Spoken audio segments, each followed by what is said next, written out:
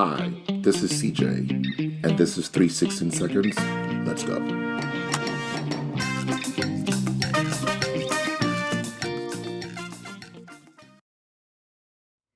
I think many of us think that God, this concept of a good God, I think it's, as much as we say it in Christianity, I'm not sure it has sunk in properly with many of us. It's head knowledge, it's not heart knowledge. We haven't believed it in our hearts that God is a good God. But God is telling you that for his own name's sake, that he's willing to put his integrity on the line to make it clear that if you would submit to him, if you will have a relationship with him, that he's able to meet your physical, your emotional, or your soul, and your spiritual needs. Let me make the point. That does not mean you won't have trials and tribulations. Let me make this message fully balanced. Anybody who tells you, oh, the second you come to Christ, all your troubles disappear, that is a life in the pit of hell. Because the word of God in 1 John talks about it, in this life, in this world, you will have tribulations. So the fact you're going through a tough time is not an indication that your salvation is questionable. And that brings us to verse 4. I broke it into two halves. Verse 4a. Yea, though I walk through the valley of the shadow of death, I will fear no evil. Listen to this. This is the same sheep that has trusted God. This is the same sheep that has put its confidence in the shepherd. This is the sheep that is in the previous verse. We find the sheep walking the paths of righteousness. How do you go from the paths of righteousness to the valley of the shadow of death? There is no commentary on what the sheep did or what the sheep did not do. But can I say that this was allowed by the shepherd? And the point to be made here is this. A life lived within the will of God does not mean you won't have moments of valleys and moments of dark times. But understand that even in your tribulation, the shepherd has his eyes on you. And mark the words walk through, not stay there. It's only a season. Whatever it is you're dealing with, it is only a season.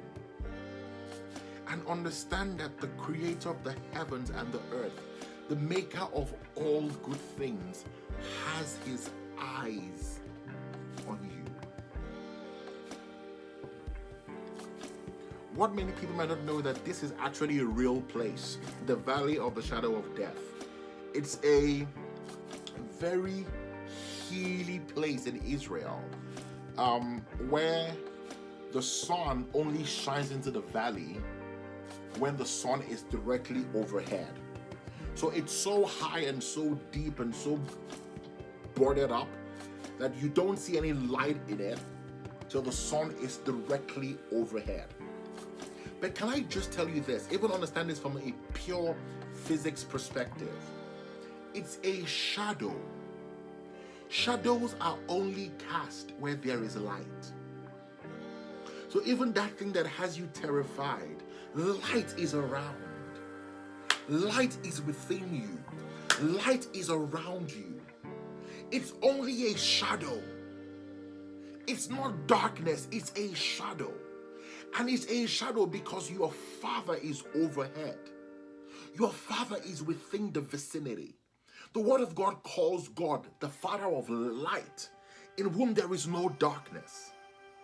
The presence of God in any situation in your life will cast a shadow, because God is in the midst of that situation.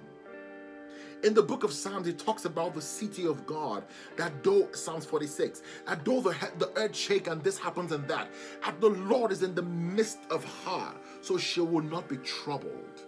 Can I speak to someone here tonight? God is in the midst of that situation. And that thing that you think is darkness is the shadow of his presence. It's because his light is there. It's because his presence is there. that light that you cannot understand why things are so dark. It's the presence of God. He is the overhead light. He's that light in the valley. His eyes are on you, and you're only walking through. There's something Pastor says, Lord. He says, I'm coming out of trouble. Wherever you are, can you say that? I'm coming out of trouble.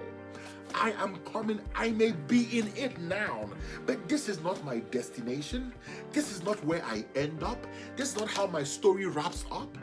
This is not where you will find the end of me. I am only walking through a valley of the shadow of death. When this realization of the company, of the presence of God in trouble hits your spirit, then fear becomes non-existent. Let me say this: danger is real. Fear is a choice. You could put three people in the same situation.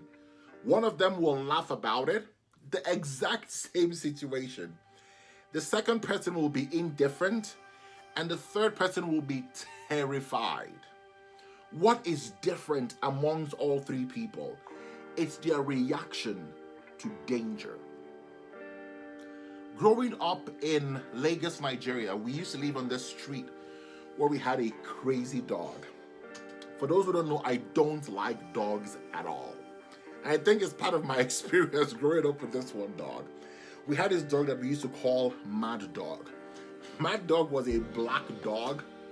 In my head, because I was a kid, I felt Mad Dog was about 100 feet high. It was a huge dog. It was a black, I think it was a Rottweiler or something of that nature. And it would foam from the mouth as it ran. And the owner of Mad Dog was, I think, a mischievous, just a person with a very mean streak. So every now and then, he will release Mad Dog from the house to run through the streets, and every child will run away from the streets. So one day, we're playing what's called monkey post. For those who don't know, let me say the right way, monkey post. We were playing monkey post. It's this street soccer you play where you put a little thing on the ends and call it your goal post, and we're playing. And I have my back to the house where Mad Dog lives. And so everyone were playing, and I turned to look at my team, and the entire street is empty. Every child has disappeared. And in that moment, I realized what must be going on. Mad Dog is on the street. People of God, when I tell you that fear is fear is not of God.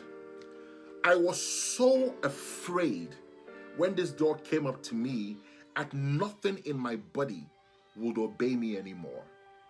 I tried to run, my feet won't move. I tried to shout, nothing came out of my mouth. So in my fear, I just sat on the floor. And my life, I'm like, this is how I died. Mad Dog killed me. And the dog came, sniffed, and went off and ran away. And in that moment, I will never forget, I experienced what is called paralyzing fear. And I realized it was a choice, because the owner of Mad Dog didn't have the same reaction to Mad Dog, but Mad Dog was the same dog. Understand this, the decision to fear no evil is yours. He didn't say the shepherd makes me fear. He says, I will fear no evil. You must come to the point of realization that fear is not an option. Danger might be real, but brethren, fear is not an option. Your confidence must be founded on the abiding presence of the shepherd and our trust in his ability to keep his word and be everything we need.